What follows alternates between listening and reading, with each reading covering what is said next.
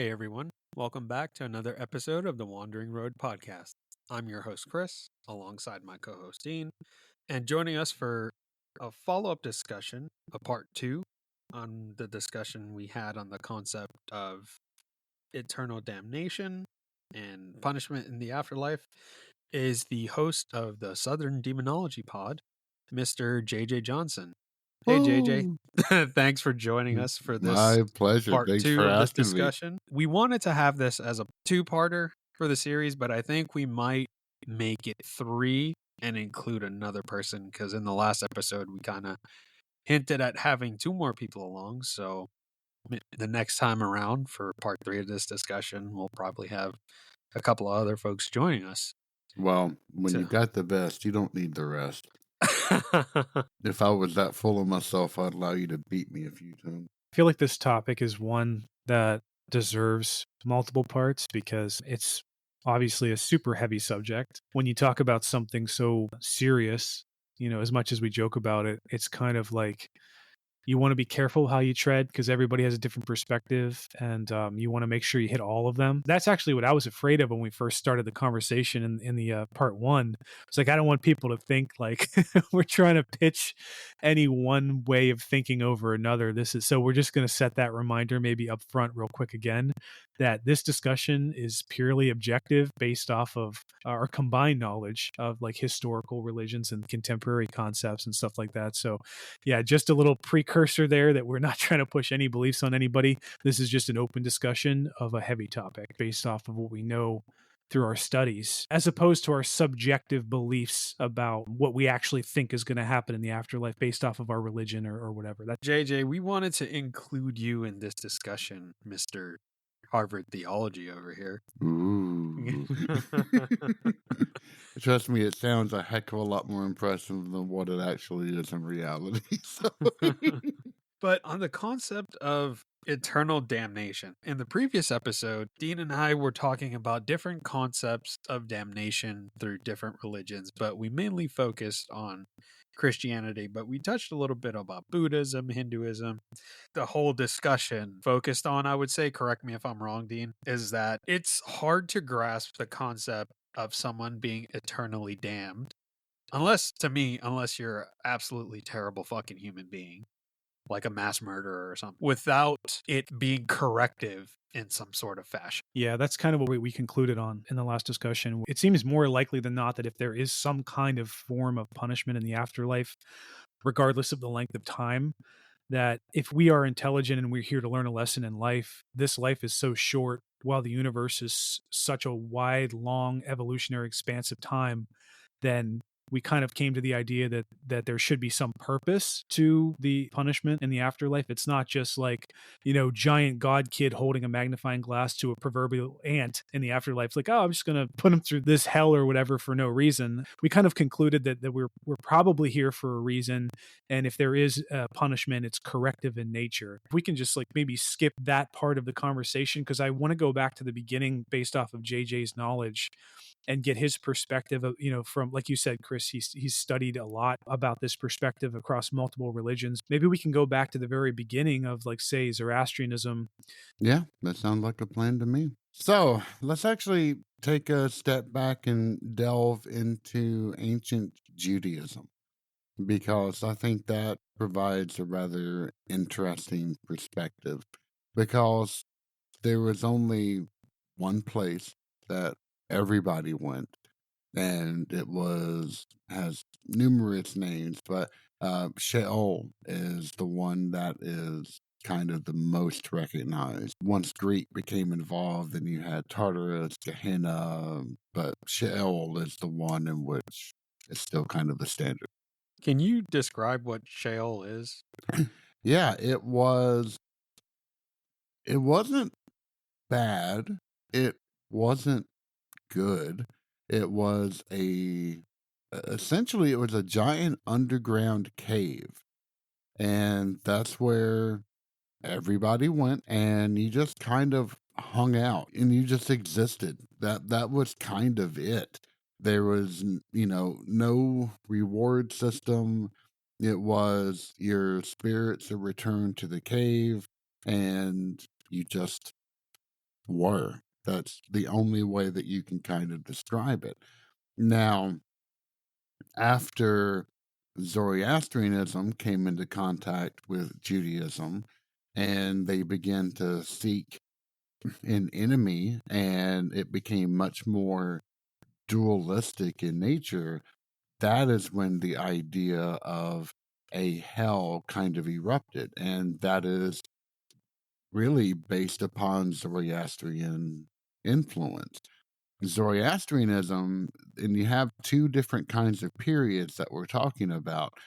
You have the before time, that before Zarathustra reformed the religion into what we would recognize it to be in its current incarnation. That part is a little unknown, at least it is to me, because I am not a primarily a Zoroastrian scholar. After Zarathustra, that is when you got that very advanced duality, and I argue perhaps the most advanced duality of any religion of the time. And there, people that were bad went, it essentially is hell. If anything, it's kind of hell amped up. Because there are two different realms within Zoroastrianism. You have the realm of light, which you can equate to heaven, and a realm of dark, which you can equate to hell. And it was Ahura Mazda who rules over the realm of light, and Ahriman who rules over the place of darkness. And in the beginning, when Ahriman, in his slowness and ignorance, crawled to the border of the realm of the dark, and he saw outside and saw the glory of Ahura Mazda, he wanted all of that for himself. And he grew lustful. He abhorred everything that was not the dark. And of course, Ahura Mazda, being omniscient, he understood that he's always going to win. So, but he essentially gave Ahriman the chance to back down. He refused. Instead, Ahriman created the Devas, which are these, in Hinduism, they're gods, but in Zoroastrianism, they're demons. And they were essentially the demonic servants that would serve Ahriman. Essentially, Ahriman had domain over the earth, and he created these devas to do his work for him. And the last curse that he essentially snarled at Ahura Mazda was, "I will make your creatures hate you. I would turn them against you."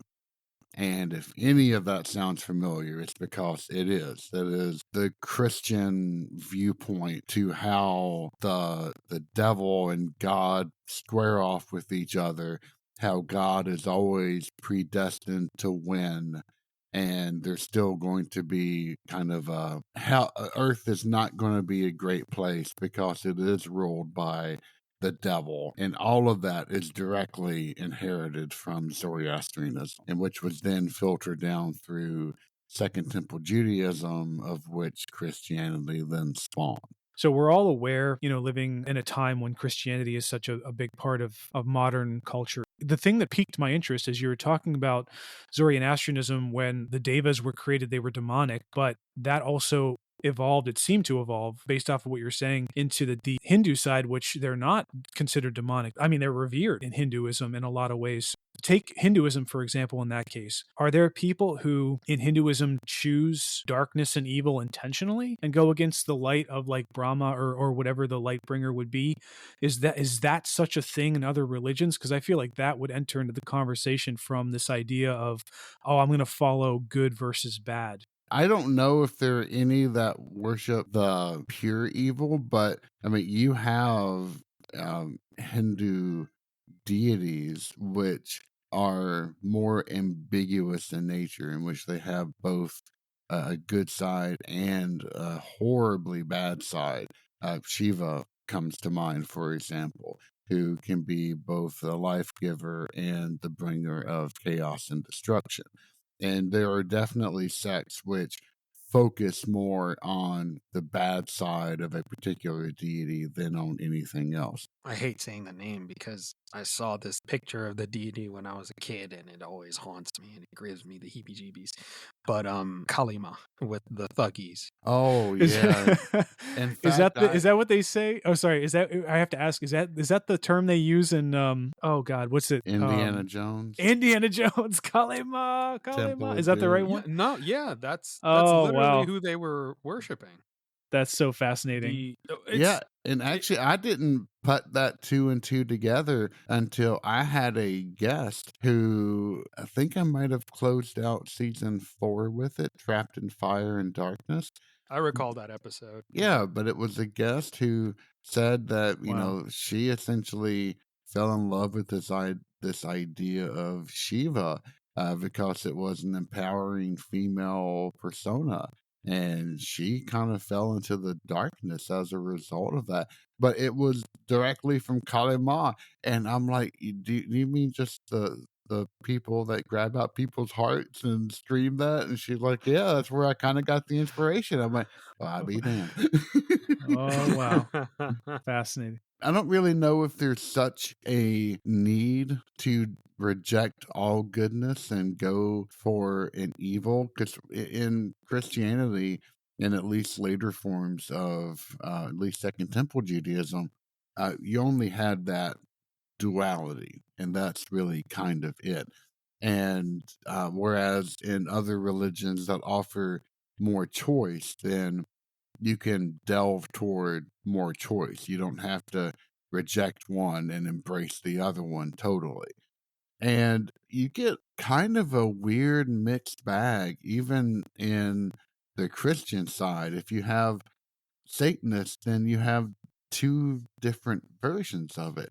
You've got the Church of Satan, in which was founded by Anton LaVey back in the 60s, and they believed in magic.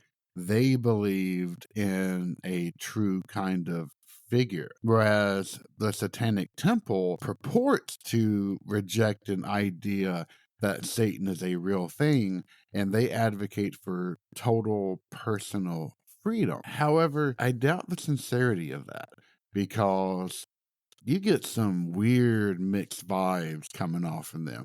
Yes, they have a huge legal arm, as you would expect from organization that, worships the devil, but I think they just got a lot more savvy about their PR than what the Church of Satan did. Oh, and the last thing I was going to say is that you get that flip flop between Zoroastrianism and Hinduism, because they both came from the same group of people, from the Proto-Iranians from the 19th century BCE. And then they split into two, but they still, to this day, abhor each other. And that's why you have this mirroring that's going on. It's not like one group views the devas to be demons and the other vice versa. It's more of a critique of how they feel about the other group that predominantly belongs to that other religion. But in terms of Zoroastrianism, you've got the dark. And if you're a bad person, that is where you go. And in fact, the theological quirks of Zoroastrianism is that there is going to be an end times in which the forces of good and evil are going to do direct battle in the heavens and on the earth. And of course, the good is going to come out on top. And that is when Ahura Mazda is prophesied to throw Ahriman, the Devas, and all of the bad people into the place of the dark. And then he is going to seal it off with a portion of himself. So that means that, ironically, Ahura Mazda will be less than what he is currently.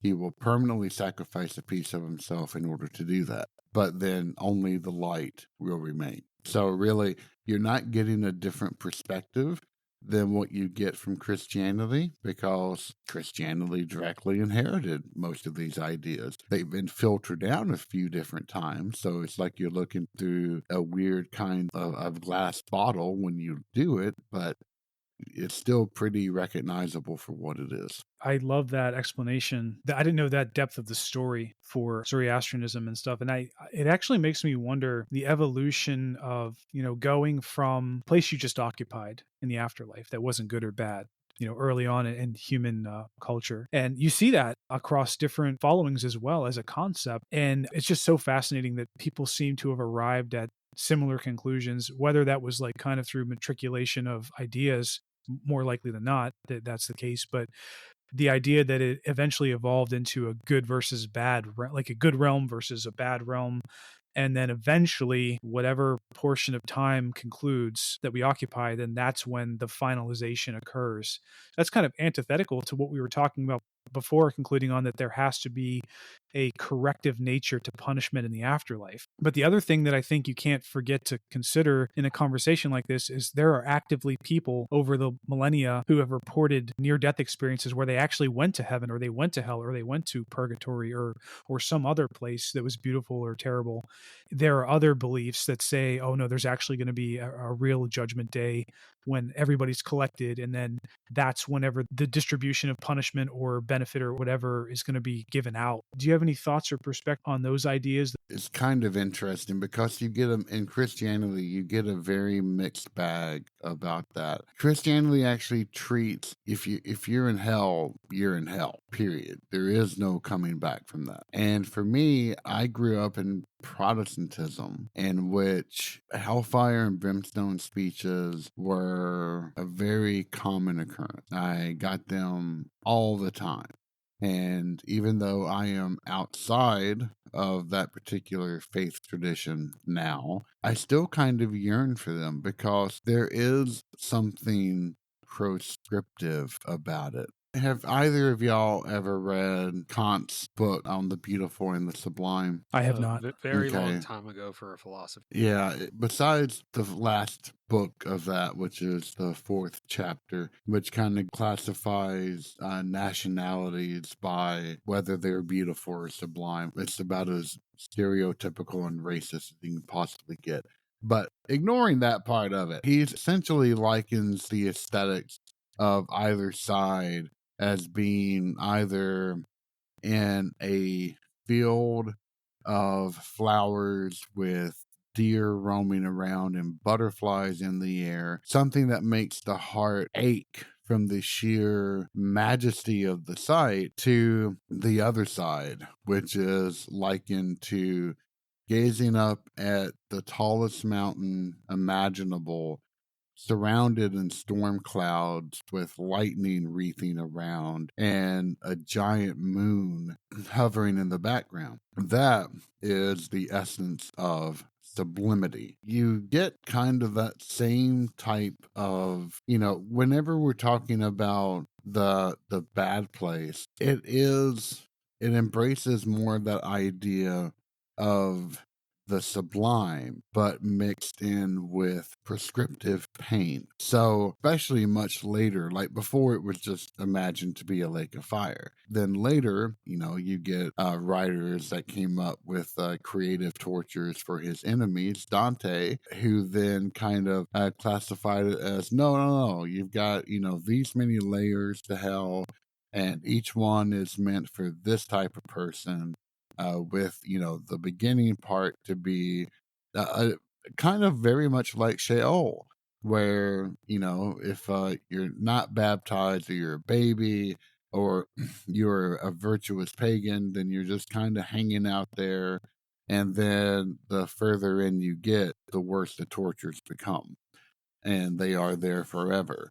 Now, coming from a Protestant background and suddenly having access to this idea of purgatory, of a place that is temporary in nature, whether it takes, 20 years to a million years, it is something in which if you actually go through it, then you are rewarded into heaven. Was entirely new to me. And to be honest, even 26 years later, I still kind of need to wrap my head around it just a little bit. But, if you're locked into heaven or hell, then that is it. And within, certain Christian sects, then that becomes a heck of a lot more severe in terms of who is allowed into heaven. If you take the Latter-day Saints, then they take the book of Revelation to be extremely serious, where only, which is a horrible abuse of the symbolism, but only 144,000 will ever enter into heaven.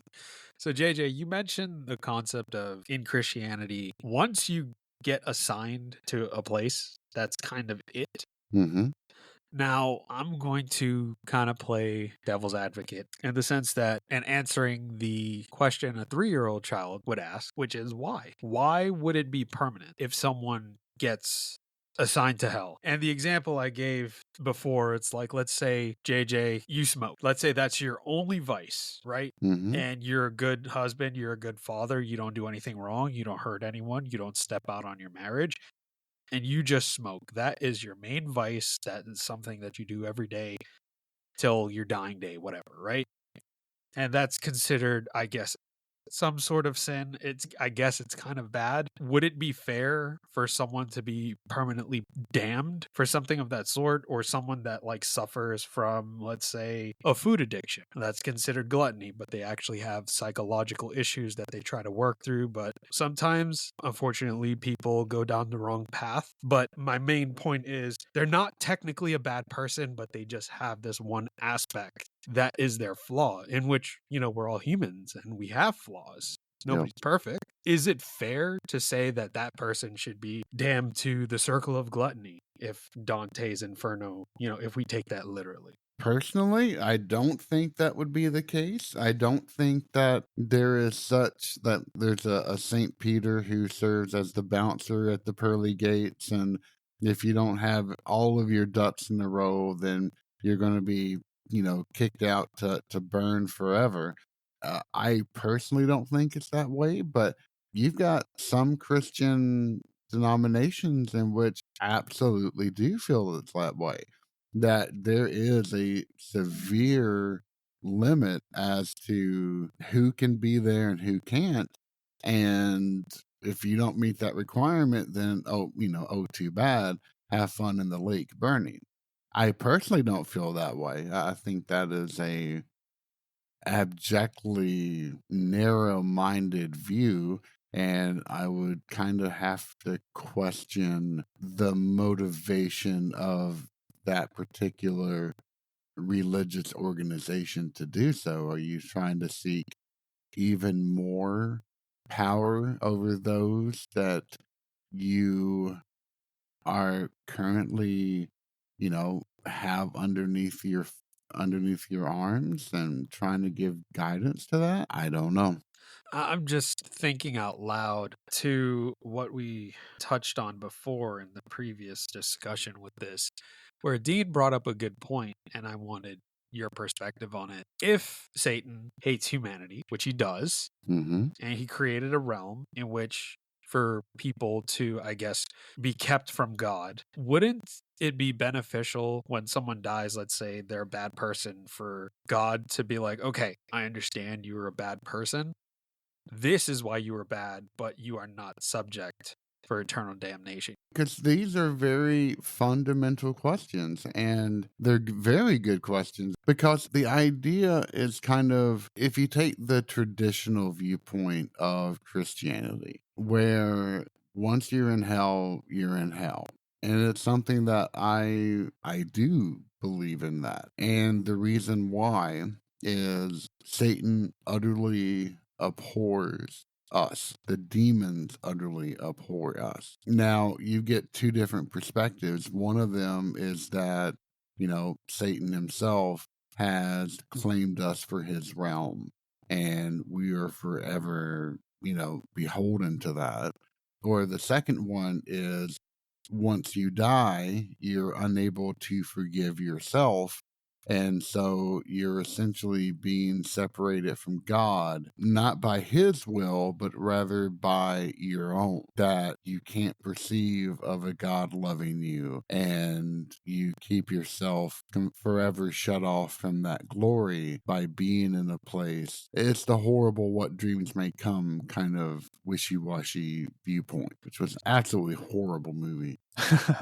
That is a terrifying concept, and I have heard that before. I haven't heard that brought up in a long time, actually. And I remember having that conversation years ago with some really staunch Christians who were very fundamentalist in their beliefs and stuff. But this idea that when you choose a life in this current realm that we're in, to, like, let's say you understand the concept of Jesus and God and Christianity, if you choose to actively turn away from that, like you said, there's a lot of very staunch, strongly believing Christians who say that once you do that, you're screwed. You've already closed off your heart and your mind.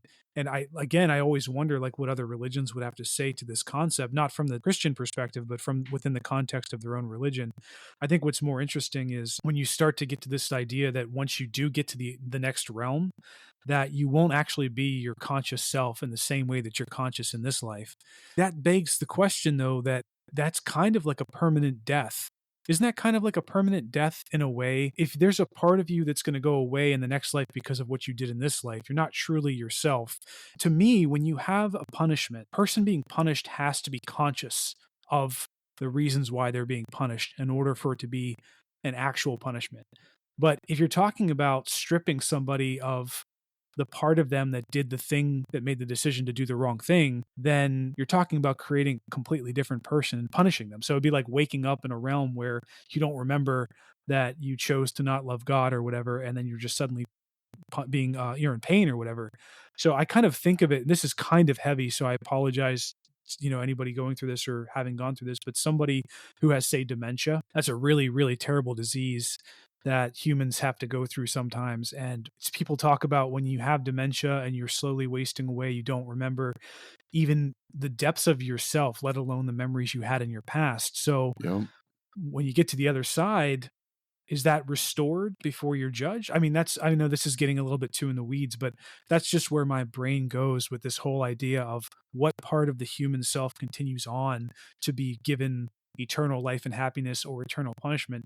And that's what inevitably brings me back to the idea that life and existence from what we see in this realm seems to be evolutionary in a process, and not just living things, but all the way back to the very early stages of the universe itself, where we know now that, like, all the things that we're made up of actually were forged in stars. If we want to throw, like, pepper in our own personal perspectives, that's what I always come back to when it comes to the afterlife. It's like, it makes sense to me that the afterlife would be an evolutionary process. So, like, no matter what you've done in this life, yeah, maybe you'll go through a really bad punishment for a million years, but it's always with a purpose of evolving towards a better state of being. I'm sorry if that's bullshit. I just had to throw that out there. No. I don't think that's bullshit at all. I do think there needs to be a corrective. Let me back up. If you're in hell, you're in hell to me. However, I don't think it's, but if you go to purgatory, then that's when you get a chance to redeem yourself. And if you're in heaven, then, I've heard that described a few different ways, and some thought then you essentially lose who you are and you become this entity that it's just there to sing to God. You're there to praise His glory and nothing else. This is probably my own limited insight thinking here, but that sounds just as much as hell does itself. Yeah, you're in God's glory, but you've still suffered that kind of death that you just spoke about.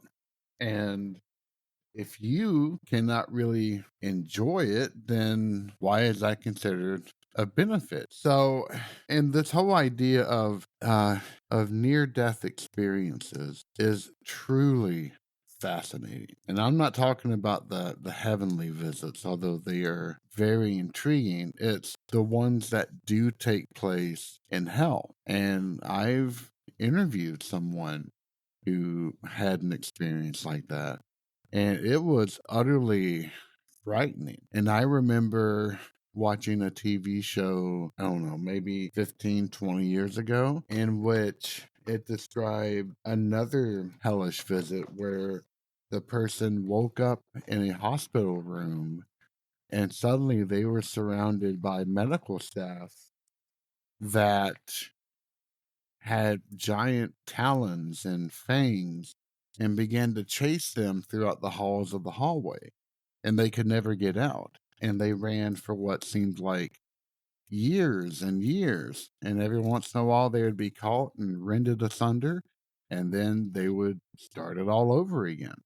And it was kind of like a hellish version of Sisyphus. It's interesting that you bring up folks that have had those near death experiences where they like end up in hell and they describe what it's like. You ever notice that most of them, they say like they're in that type of situation and then they start praying and then they're kind of like taken out of it? So doesn't that kind of leave a little bit of wiggle room of saying, okay, well, you're kind of stuck here unless you change something in what you believe, I would say, Yeah, but to I'm not sure escape if that eternal damnation? I'm not sure if you can take near death experiences to be kind of the end all be all, because that's kind of what happened to the one lady who experienced a vision of hell, where she was in hell for what felt like an eternity, but then she essentially was escorted up into heaven and she saw heaven. But that's kind of the question.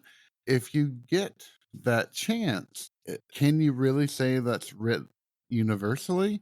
Or is it something that because they're in this strange in between state, that it's a luxury afforded only to them? I have no idea, but I'm very leery about drawing any kind of firm a priori tenets out of a near death experience because it is such a transitory thing. Now, again, I don't have a firm answer because just like all of us, we are beings made of flesh. We are limited. We are not of the spiritual realm. If you take a look at, First Enoch, God dictates that there is, a realm of spirit and a realm of flesh. And that's why the Nephilim were such a horrible atrocity, because they were a commingled thing. So we cannot know of the world of the spirit. So we are forever blind until we lose this moral shell of ours. And why, humanity has been obsessed with these questions and concepts ever since we have been us. From the perspective of Second Temple Judaism, I know we talked a little bit about Zoroastrianism. It gets interesting there. And that's because all of these ideas are in flux with each other. Because you suddenly are questing to find out who the enemy of God is. And you have all of these different ideas of, I think it's Third Enoch, where you have heaven and hell right beside each other on the same plane. And there's only a very thin strip of land that separates them. And if you are walking on that little strip and you teeter to one side or the other, it's very easy to fall into the fire as opposed to being in the light. And that was meant to be an allegory of what this life is supposed to be and how the road is always a straight and narrow path. But the other piece of symbolism that kind of evolved out of this time period and still stands today is this idea of the narrow gate. It's this idea that heaven is a hard thing to get into. Whether you want to take the rich man, it's harder for a rich man to get into the gates of heaven, etc., or if you want to take it a little bit more literally, but it is this idea that it takes a straight and narrow walking along a path in order to get into heaven. And that's why you get certain sects within Christianity that have kind of created these guarantees of getting you into heaven. Who knows whether that really spawned from Mandaism or if it's just kind of, other things. But the Ethiopic Orthodox Church, you have the Lefafa Sedek, the banlet of righteousness,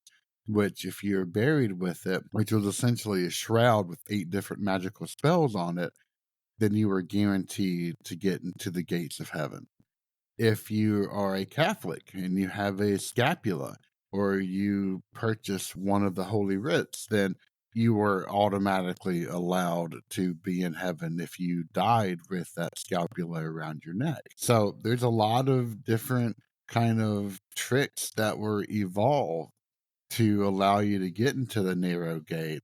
And then within Gnosticism itself, that was the one that's out of left field, where, there are different versions of heaven, and it depends upon your magical knowledge as to which of the highest realms that you can get access to. This is too dark of a joke, but when you were talking about that story of that woman just popping into hell, and then you told that other story about how people have thought of ways to circumvent the narrow road to heaven by like having some kind of special amulet.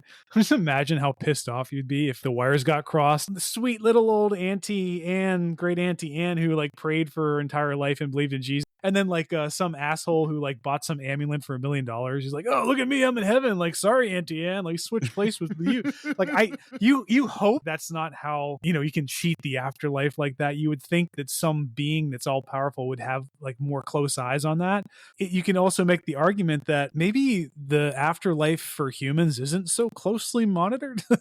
And maybe, I don't know. Well, I mean, you've also got the tales in Second Kings where you had the unrighteous king who started a war, even though he really shouldn't have, and it's one true prophet spoke against it. He went to war, and God made sure that he was going to die during this. And of course, he was riddled with arrows. He was lying against his chariot. And it's kind of like that scene from The Mummy. And I think that we talked about this before, where the translator begins to just start praying in all these different tongues and praying to goodness that one of them works and they save him. That's exactly what this king did. He began to shout out all of the gods' names. It wasn't until he got to Elohim, the actual God, that it was accepted. God took him, even though he engineered his death, he still embraced him and allowed him into his presence. You get real mixed signals, and I'm not trying to pretend like that's not the case, where sometimes it's extremely hard to get in, and sometimes if you're important enough, you can get in, even if you just kind of give lip service at the end of the day. That's what I had this thought. Like, I wonder if anyone has ever thought before. You have arguments in history, throughout history, not just modern, like contemporary examples, like say the American president. But let's use that as an example. There's some people who believe in divine providence, and I'm not trying to get political in any sense of the term whatsoever. But people actually do believe this: that if you come to power, however you got there, whatever your actual personage or personality is, you were chosen by God. You were deemed worthy by God. So I had this thought come in my head recently, like, are there any presidents who went? Because we know like there's a lot of unscrupulous or like, not so great things that many presidents have done on any side of the aisle. So like if and when they die, is it more likely for a president to go to hell based off of that? Or is there divine providence where like, oh no, they kind of get a get out of jail free card because they were making so many big decisions like going to war and stuff that they couldn't possibly be held accountable for their act. Yeah, I got so many things I could say on that, and I'm not going to because I don't want to get myself into trouble. Yeah, we don't want to get canceled just as we're getting started. Exactly. Yeah. JJ, real quick You as before well, you man. head out, why don't you tell the listeners where they can find you? Oh, sure. So you can find me. Southern Demonology is a podcast that's been around for 7 years. Started in 2017. We're available on all major podcasting platforms, and you can get links to all of our socials, whether they be Discord, TikTok, Patreon, whatever it may be, up on southerndemonology.com. Thanks again, JJ, for joining the show. We really appreciate you. Oh, no. Thank y'all coming on for this discussion. I love talking to you guys. You know that. So bye, y'all. Folks, JJ did have to drop a little bit early from the conversation, but Dean and I will continue for a little bit because we may have a couple of other questions to follow up on. But Dean, I'll address the question that you asked before JJ had to drop, which is the concept of, do world leaders get damned to hell?